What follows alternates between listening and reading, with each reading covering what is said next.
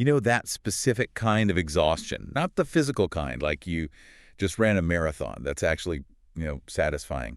Mm-mm. I'm talking about the other kind.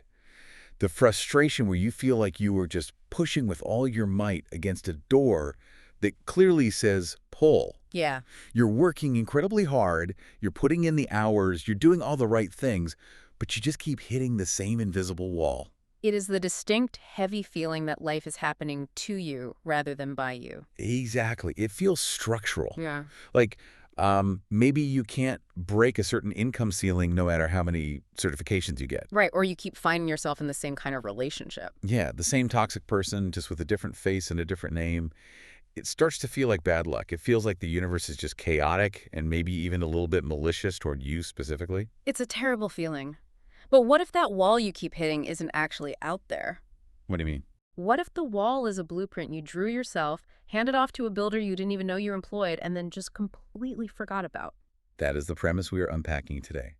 We're looking at a classic text from 1919, so over 100 years old, that honestly reads like it was written this morning by a cognitive psychologist. It really does. We're exploring Creative Mind and Success Right. by Ernest Holmes, and the mission for this discussion is pretty ambitious. We want to help you move from being a leaner, someone waiting for lightning to strike, to being a creator. Right. And to do that, we have to look at the mechanics. This isn't about wishing on stars or, toxic positivity. No. We need to understand the relationship between the architect and the builder within your own mind. This is all about the mechanism of mental causation. If this episode helps you, please hit like and subscribe for the next one. So let's get right into the machinery of this. Holmes makes a very bold, I'd say almost aggressive claim right out of the gate. He says that what we call circumstances, your bank account, your health, your social life, we tend to view those as causes. We think, I'm unhappy because I'm broke. Right. Or I'm stressed because my job is chaotic, which feels like a rational observation. I look at my bank account, it's empty, therefore I feel stress. Cause and effect. That seems logical. But Holmes flips that entirely. He argues that those external conditions are not causes at all. They are effects. They're effects. They're shadows. And you cannot change a shadow by scrubbing the pavement. You have to move the object that's casting the shadow. Okay, let's slow down and really unpack this, because this is the big shift, right? From the old order to the new order. That's what he calls it. The old order is thinking, the outside world controls me. The new order is realizing, I control the internal cause. But how?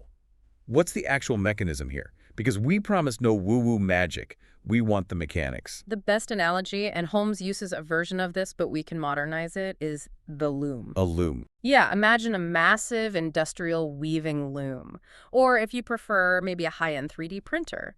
This machine is powerful. It works 247, never sleeps. But here's the key. The machine is completely impersonal. So it doesn't have an opinion on what it's making. Precisely. It doesn't care if it weaves beautiful, soft silk or, scratchy, ugly burlap. It doesn't care if it prints a masterpiece or a jagged plastic block. It is a machine. Okay. It just weaves whatever thread you feed it. In this analogy, that loom is what Holmes calls the subjective mind. It is the builder. It creates, but it creates blindly. And the objective mind, that's us, right? That's the conscious part of me asking these questions. Yes, you are the architect. You are the operator standing at the console of the loom. And this is where Holmes identifies the tragedy of the human condition. The tragedy. He argues that most people are feeding the loom thread without looking. They wake up in the morning, the alarm goes off, and the first thought is, ugh, I'm so exhausted. Today is going to be a struggle. They just fed a spool of struggle thread into the machine. And the machine, the subjective mind, says, okay, struggle. I know that pattern. I can do that. And it starts weaving a pattern of obstacles, of delays, traffic jams, difficult conversations. It literally organizes your attention to find struggle. And then the person gets to the end of the day, sees the fabric of a terrible day, and says, see, I knew it'd be hard. Right. They think their prediction was correct, but Holmes would say their prediction was actually a set of instructions. They just validated the blueprint they submitted that morning. I love how Holmes compares this to electricity. That analogy really helped it click for me because it takes the morality out of it. It's the perfect metaphor for a modern audience, really. Electricity is a law of the universe. It is a blind force. Yeah. If you plug in a toaster, it creates heat to make toast. If you stick a fork in the outlet, it creates heat that burns you. The electricity isn't good for making toast or evil for shocking you. It has no judgment. None. It just obeys the circuit you created. So when Holmes talks about mental causation, he's saying our thoughts are literally wiring a circuit. Exactly. There is no such thing as luck in this system. There's only cause and effect. If you are seeing a pattern of failure, you aren't unlucky. Resist. You are just unconsciously an expert at wiring the circuit for failure. You've become a master architect of your own unhappiness. That is, well, it's two things. It's terrifying because it means I'm responsible for the mess. But it's also incredibly empowering. Because if I wired it, I can rewire it. That is the whole point. You are the only one with access to the control panel. No one else can think your thoughts for you. Okay, before we get into the specific examples, because Holmes gives us some great ones about business and relationships, I want to do a quick reset. Good idea. Because hearing this is one thing, but feeling it is another.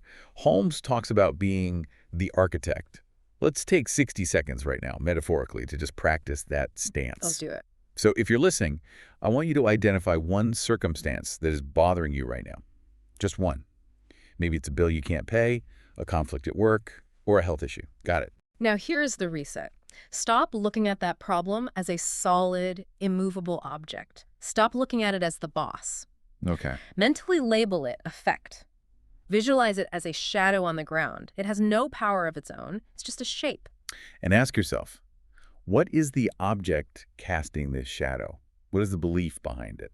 Is it a belief that I'm not good enough, or a belief that resources are scarce? That belief is the cause. Yeah. That is the only thing you need to touch. You don't fight the shadow. You don't scream at the pavement. You move the object. That is the architect mindset. Yeah. Okay, let's ground this. Theory is great, but we need to see this in the wild. Yeah, real life. How does this play out? Holmes gives this fantastic example in the source material about a man running a business, specifically an ice cream stand or a shop counter. This is a classic example because it's so mundane. It's not about becoming a millionaire overnight. It's about a guy just trying to sell ice cream. Right. So you have this man, he has a shop, but he's not seeing customers. Foot traffic is low, sales are down. The shop is just collecting dust. And what's his internal monologue? What is he telling himself as he stands behind that empty counter? It's the same script you hear everywhere. Times are hard. The economy is tanking. I'm too old to compete with these new digital franchises. Nobody wants what I'm selling anymore. Exactly. And he thinks he's just observing reality. He thinks he's being a realist. He's looking out the window, seeing no people, and saying, there are no people. Right. But go back to the loom. What thread is he feeding it? He is feeding it lack of activity. He is feeding it age as a barrier. He is feeding it uselessness. The subjective mind, the builder, receives those instructions and says, understood, no customers, hard times, barrier to entry, executing now. His belief actually repels the business. It has to. Holmes says the subjective mind is deductive only. That's a key technical term here. It means it cannot argue with you. It can't push back? No. It doesn't have the ability to say, hey, are you sure you want to be broke? That sounds kind of bad. It just deduces. If you say, I am a failure, it will move heaven and earth to prove you right because its job is to manifest your pattern. Wow. So it will make his body language uninviting. It will make him forget to turn on the open sign. Anything. All the little things that confirm the belief. So what is the fix for our ice cream man? Because this is where people get tripped up. He can't just stand there smiling like a lunatic while the shop is empty. That feels delusional. It does. How does he change the thread without denying the reality of the empty shop? This is the tricky part. He has to establish a belief of activity before the activity actually appears. Holmes says he must speak activity into the business. What does that look like practically? It means he has to visualize the crowd, he has to feel the energy of a busy shop, he has to mentalize the sound of the register ringing. So he's feeding the success thread into the loom while the shop is still empty. Yes. He cleans the counters as if he's expecting a rush. He organizes the stock, he prepares, he acts as if... Because the loom takes time to weave the new pattern. It's not instantaneous. Exactly. But if he persists, the law of attraction kicks in. He starts making subtle changes. Maybe he cleans the window. Maybe he greets a passerby differently because he feels successful. He stops emitting that desperate please buy from me vibe, which everyone hates. Oh, yeah, you can feel that a mile away. And he starts emitting a we are open for business vibe. And the cycle reverses. That leads us perfectly to the second example, which I think hits home for a lot of people. Yeah. Relationships. Holmes talks about this concept of mental atmosphere. Oh, this is a big one. And it's so intuitive. Have you ever walked into a room and felt instantly drained by someone who didn't even say a word?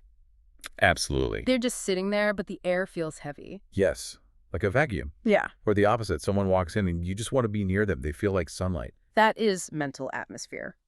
Holmes explains that we are constantly emitting a stream of consciousness. It's like a radio broadcast. It's a broadcast. We think our thoughts are private, locked inside our skulls, but Holmes argues they create a field around us, a vibe. And the rule is like attracts like. Yes. You cannot have a sour, judgmental, critical internal monologue and attract sweet, open-hearted, generous friends.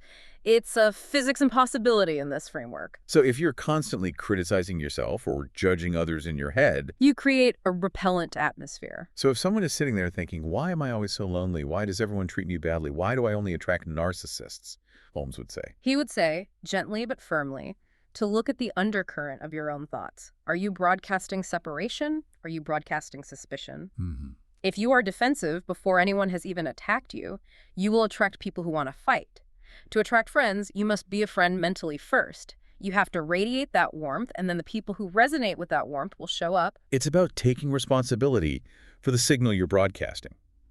You can't broadcast heavy metal and then complain that no jazz listeners are calling in. That is a perfect way to put it. Change the station. Okay, the third example, the big one, the one everyone worries about, money. Always the most charged topic. Holmes has a very interesting take on this. He doesn't view money as just coins or paper or, digital numbers.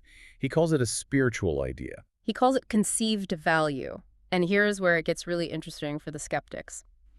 He argues that money is an effect, just like the ice cream customers. Okay. The wallet is just a mirror. A mirror of what? A mirror of your mental equivalent. This is a core concept in the book that we really need to nail down. You cannot manifest more value in your hand than you have established in your mind. So poverty consciousness isn't just having an empty bank account. It's the focus on the empty bank account. Correct. If you stare at the bills and you worry, you are impressing lack onto the subjective mind. The builder says, okay, more lack, coming right up. Holmes says, money cannot be kept away from the man who understands that all is mind. You have to build the container, the mental equivalent of wealth, first. You have to feel comfortable with the idea of abundance before the physical cash can find a place to land. It's like trying to pour a gallon of water into a thimble. If your mental concept of money is money's bad or money's hard to get, the thimble, you can't hold a gallon of wealth. Exactly. You have to expand the mental container. You have to realize that money is just circulation. It's energy. If you clamp down out of fear, you stop the circulation. This leads us perfectly into the how. We understand the theory. Mind is the builder, thought is the pattern. But how do we actually change the pattern? Because, habits are hard to break. They are. We are going to walk through a guided exercise based on Holmes's realization method. This is a mental protocol. Think of it as writing code for that subjective mind. So we're going to take a few minutes to walk through this. I want you to listen closely, and if you can, play along mentally. All right, take it away. All right. Let's find a mental space. The first step is what Holmes calls quieting the outer senses. Yeah. You need to disconnect from the effects surrounding you. Forget the bills on the table. Forget the silence of the phone. Close your eyes if you can. So ignore the shadows. Those things are just shadows. They are yesterday's thoughts solidified. We are here to create tomorrow's. You have to unplug from the current reality to build a new one. Just breathe in and let go of the facts of your life for just a moment. Now, step 2. The blank slate. Okay.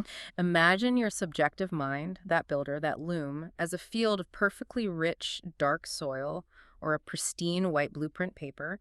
It is waiting. It's completely receptive. It has no weeds, no history, just potential.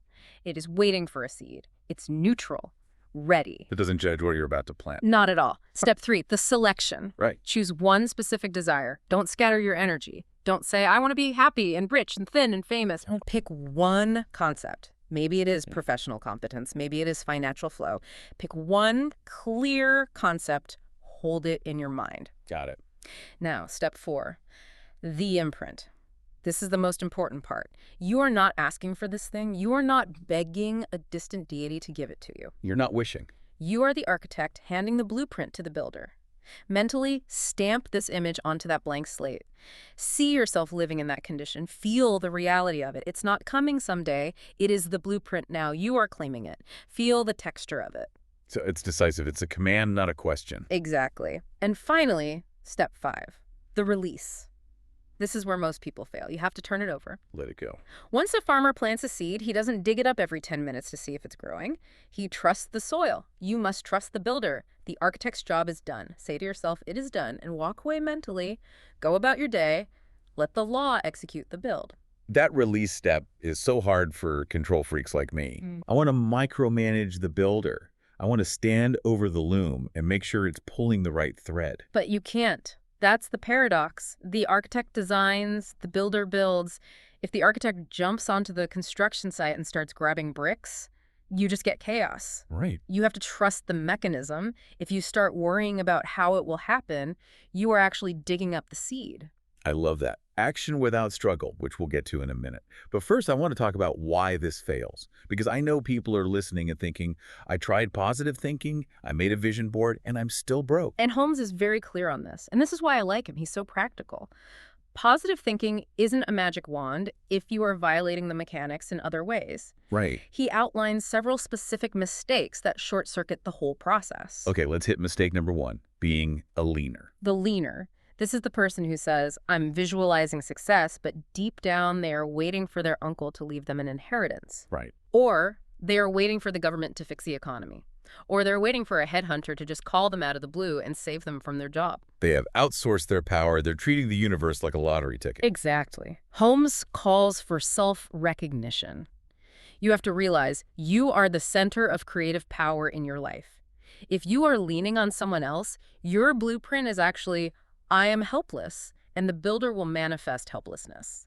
Wow. You have to know that the power is within your mind, not in someone else's wallet. Okay, mistake number 2 is my favorite because I'm so guilty of it. The dissipating stream, or as I call it, talking too much. Oh, this is huge. Holmes says, keep your own counsel. Here's the scenario. You have this great new idea. You're going to start a business. You're excited. You have the blueprint. Then you go to a dinner party and tell 5 friends who are, skeptical, risk-averse, or maybe even a little jealous. And they say, are you sure? The economy is bad. My cousin tried that and lost his house. That sounds really risky. And what happens? Their doubt mixes with your stream of thought. It dilutes your power.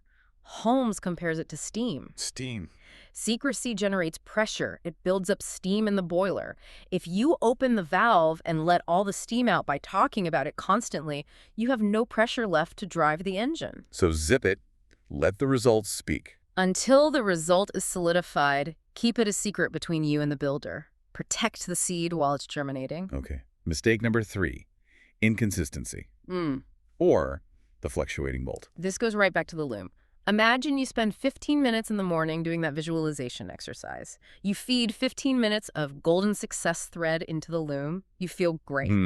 Then you go to work. You get an annoying email. You spend the next 8 hours worrying, complaining to your coworkers, gossiping. You are feeding 8 hours of rotten burlap into the loom. And then you wonder why your life looks like a burlap sack with a tiny gold trim. Exactly. The loom weaves everything. It doesn't filter out the bad stuff. It doesn't say, oh, he didn't mean that complaint. It weaves it all. So it's a volume game. It is. Holmes calls for a single stream of thought. You have to be vigilant. You can't cancel out 10 hours of worry with 5 minutes of prayer. You have to tip the scales. And that requires mental discipline. It's hard work. That's why Holmes calls it creative mind, not lazy mind. Precisely. All right, mistake number 4. Struggle versus action. This one is nuanced. It is a subtle distinction, but a vital one. Holmes is not saying don't act. He is not saying sit on the couch and wait for a check. He is saying don't struggle. What's the difference? Yeah, Because to me, working hard often feels like struggle. Struggle implies fear. Struggle implies you are trying to force a square peg into a round hole through sheer physical exhaustion. It implies you don't believe the result is coming unless you force it. Okay. True creative action feels like flow. It implies you have confidence that the law is doing the heavy lifting. It's the difference between rowing a boat against the current and putting up a sail to catch the wind. Perfect analogy. When you sail, you are still moving. You're still pulling ropes. You're active. But the wind, the universal law, is providing the thrust. You're just steering. Struggle is rowing upstream. It's exhausting. And eventually, you burn out. Got it. And finally, mistake number 5. Blaming karma or fate. People love to use this one as an excuse. Well, it's my karma to be poor. I must have done something bad in a past life, so I just have to suffer through this. Yeah. Max has no patience for this. He redefines karma, doesn't he? He demystifies it. He says karma is just the Greek word for law. It's just cause and effect. Oh. Sure, you might be dealing with the effects of past thinking. That is karma. The debt you have today is the karma of the spending habits you had yesterday. But you're not condemned by it. No, you can change the cause instantly. To know is to be free.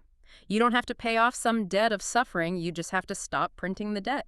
Change the thought, change the karma. So it's instantaneous forgiveness Yeah. in a mechanical sense. Exactly. The loom doesn't hold a grudge. If you start feeding it gold thread right now, it starts weaving gold right now. It doesn't say, wait, you gave me burlap for 10 years, so I'm going to punish you. It just switches to gold. This has been a massive download. We've covered the mechanics of the loom, the examples of business and love, the realization method, and all the pitfalls that trap us. Let's boil this down. If you take nothing else away, what are the 7 key takeaways from Creative Mind and Success? Let's run through them. Point 1. Mind is the builder. Your subjective mind is that impersonal loom. It weaves whatever you give it. It is a machine of creation. Point 2. You are the architect. You must choose the pattern consciously. If you don't choose, the world chooses for you. You cannot abdicate this role. Point 3. The law is impersonal. It works for success or failure equally. It creates a castle or a prison with the same enthusiasm. It is electricity. It just runs the circuit. Point 4. No secrets. Or rather, keep secrets. Don't dissipate your power by sharing your fragile dreams with doubters. Let the steam drive the engine, not the whistle. Point 5. Mental atmosphere. Your prevailing vibe attracts your circumstances. Check your internal radio station. Are you broadcasting a signal you actually want to receive? Point 6. Action follows thought. Act on your ideas, but don't struggle against the current. Put up the sail. Let the law provide the wind. And point 7. Change is instant. You can change the mold at any second. The loom will immediately start weaving the new pattern. You are never stuck with the old blueprint. That is the toolkit. It's simple, but it is not easy. It requires constant vigilance. And it leaves us with a final and maybe somewhat provocative thought to chew on. What's that? We talk about being the captain of our soul. We love that poem Invictus. But if you are the captain, where are you actually steering the ship right now? Because the ocean, that universal law doesn't care. It will support the boat, whether you steer it toward a tropical island or straight into an iceberg. It just supports the boat. The steering is entirely on you. So look at the horizon. Where is your ship actually pointed? That is a heavy thought to leave on, but a good one. It puts the responsibility squarely back in our hands. Now, we are just scratching the surface of Holmes's work. Next time, we're going deeper. That's right. In episode 2, we're going to look at first steps. Law plus thought atmosphere. We're going to break down exactly how to clean up that mental smog we talked about. So if you feel like you're doing the work, but the vibe is still off, You need to hear the next one. thanks for being here. If you want the full series, check the playlist, and please like and subscribe so you don't miss the next episode. See you then.